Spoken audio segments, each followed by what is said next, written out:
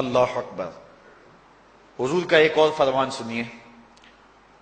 حضور نے فرمایا کہ جو شخص نماز چھوڑتا ہے، ایک طویل حدیث ہے جس کا یہ حصہ ہے، وَقَانَ يَوْمَ الْقِيَامَةِ مَعَ قَارُونَ وَفِرْعَوْنَ وَحَامَانَ وَأُبَيِّ بْنِ خَلَف۔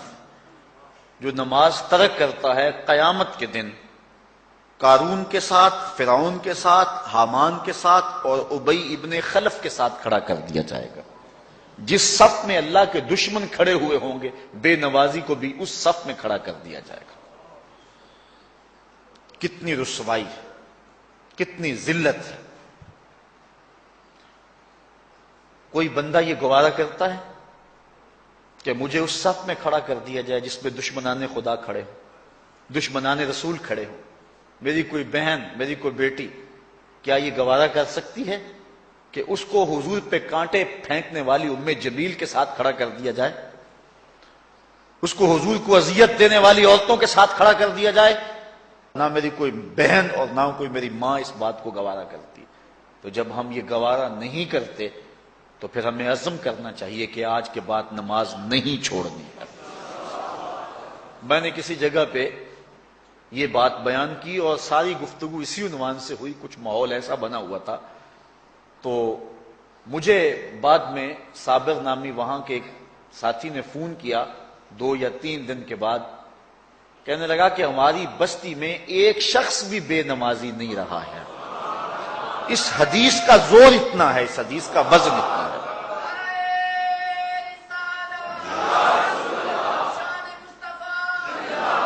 تو کوئی شخص یہ گوارا کرتا ہے کہ مجھے دشمنان خدا کی صف میں کھڑا کر دیا جائے، جن دشمنوں کے چہروں پہ تالکول ملی ہوئی ہوگی اور ان پر لعنتیں برس رہی ہوں گی، اور دنیا کے اوپر سب سے رسوائی زیادہ ان لوگوں کو ہوگی، تو کوئی شخص بھی یہ گوارا نہیں کرتا۔ ہم تو ان کے سائے سے بھی بچنا چاہتے ہیں۔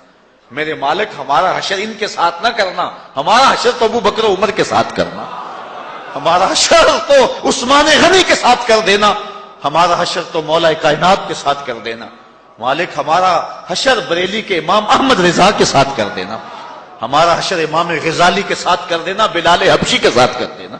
ہماری آرزویں تو یہ ہیں، ہماری تمنائیں تو یہ ہیں۔ ہم تو کہتے ہیں مولا کل قیامت کے دن اٹھیں تو داتا کے قدموں میں اٹھیں، خواجہ اجمیری کی چوکھٹ سے اٹھیں، ہم اٹھے تو شاہ نقشبند بخاری کا جلوس آگے ہو، ہم اس جلوس کے ساتھ شامل ہوں، خواجہ معین الدین چشتی کی غلامی میں اٹھے، ہم حضرت غوث اعظم کی نوکری میں اٹھیں، حضرت شیخ شہاب الدین کی نوکری میں اٹھیں۔ تو ہماری آرزویں تو یہ ہیں، ہماری تمنائیں تو یہ ہیں۔ لیکن اگر ہم یہ چاہتے ہیں کہ ہم ان لوگوں کے ساتھ اٹھیں تو پھر ایک نماز بھی ترک نہیں کرنا ہوگا، اور اگر نماز ترک ہو گئی تو کتنی بڑی سزا ہے، کتنی بڑی رسوائی ہے، کتنی بڑی ذلت ہے۔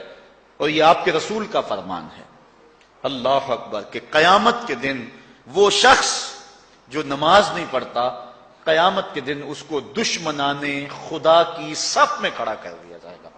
یہ ہو نہیں سکتا کہ ہم نے یہ حدیث سن لی اور اب نماز قصدن چھوڑیں۔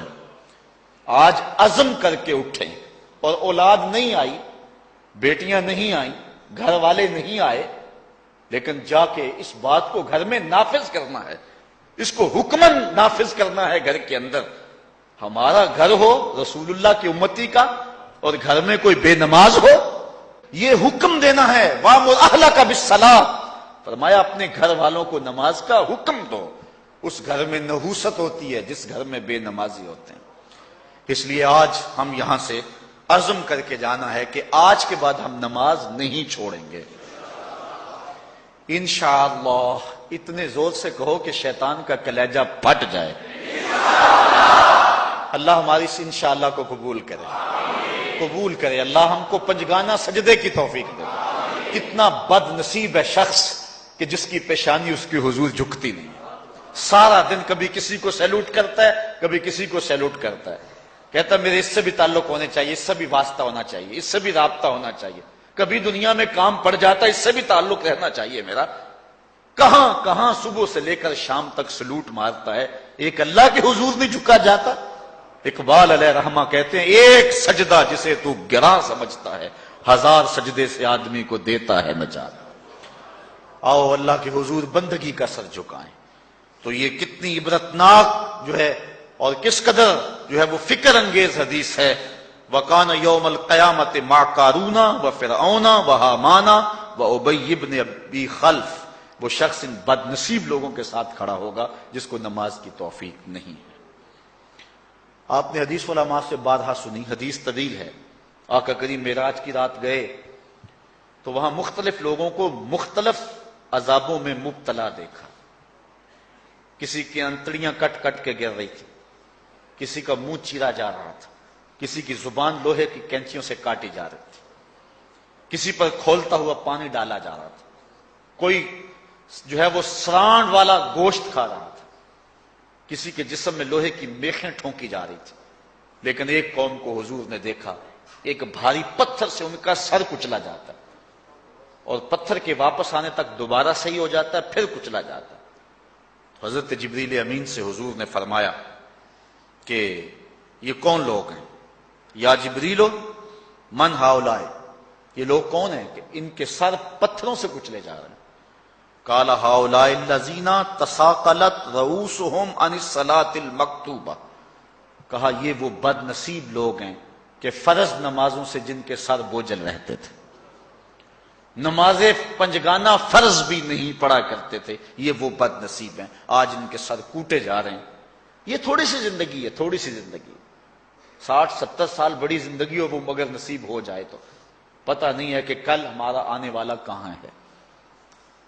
کتنا غافل اور بد نصیب ہے وہ شخص کہ جس کو سجدہ نصیب نہیں ہے۔